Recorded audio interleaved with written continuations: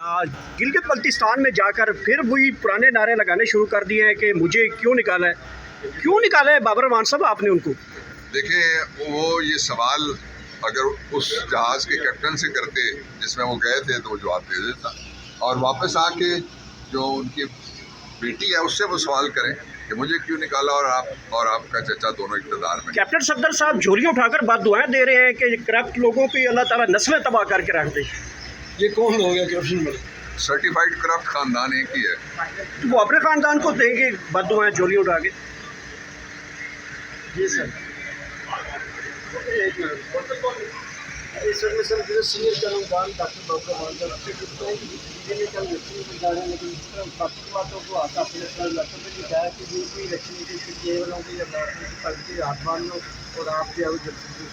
इस तरह से तो किसी ने मानना नहीं है, इस तरह से तो मुल्क को इस्तेकाम नहीं मिलना। एक ही तरीका है, एक तो वोट को इज्जत दी जाए और वोट की इज्जत लूटने वालों के हाथ बांधे जाएं, और दूसरा ये है कि जो मर्जी कर लो, इस्तेकाम नहीं आ सकता जब तक इमरान नहीं आए। इंडिपेंडेंट सर्वे हो रहे हैं उसमें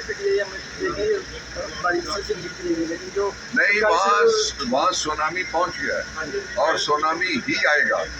वोट गिनने वालों को मैं कहता हूँ गड़बड़ मत। सर, बराल साहब ने ये भी कहा कि 547 का हम तैयार कर लेंगे, आप 45 का आपने तैयार कर लेंगे, 45 का पास कम करेंगे। बराल साहब ने तो तकरीबन में और कल भी कहा है।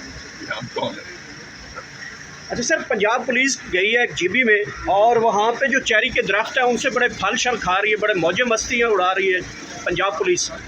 इसको ताज़ीरात पाकिस्तान की जुबान में मालिक की मर्जी के बगैर कुछ उठा के ले जाना या खाना पीना उसे क्यों नहीं कहते। आसिफ जरदारी साहब का फ्यूचर क्या देख रहे हैं? खबरें चल रही हैं कोई नैब वज़ीर आज़म की सीट खाली है, नैब सदर की सीट खाली है।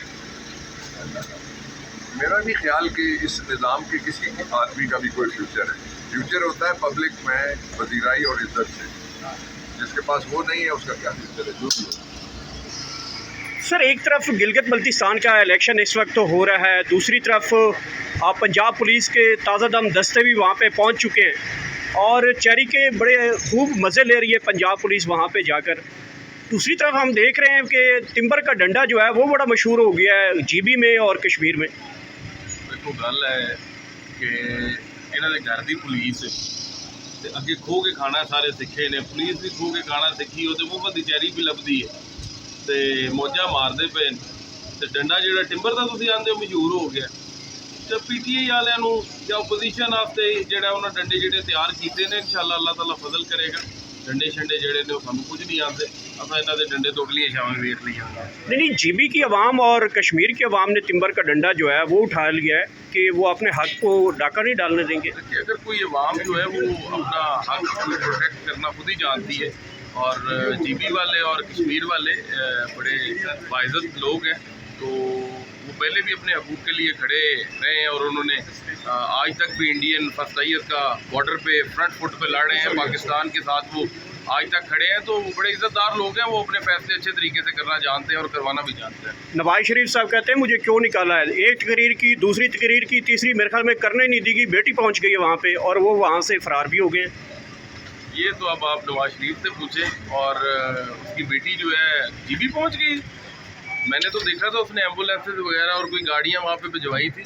मेरा तो यही मशवरा है कि मेहरबानी करें, इसे पाकिस्तान की कौम का पैसा जो है वो समझ के खर्च करें। ये हर जगह जो है वो मियाँ शरीफ का पैसा समझ के लगा देते हैं। सरकारी साफ़ी कहते हैं कि जीबी जो है वो किसी और जमात के पास, कश्मीर किसी और जमात के पास, और अडियाला जो है वो पाकिस्तान तहरीक इंसाफ के पास।